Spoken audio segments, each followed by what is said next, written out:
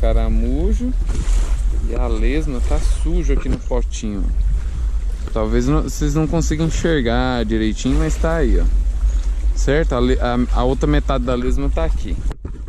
Caramujo, pra quem não sabe, são iscas muito boas, bem coringa, pega de tudo, pega peixe redondo, pega traíra, pega peixe de couro. E aí o que que eu fiz? Pus no anzol, deixei aqui, ó, a vara bem presinha, com a fricção do molinete, ó, solta, tranquilo, ó.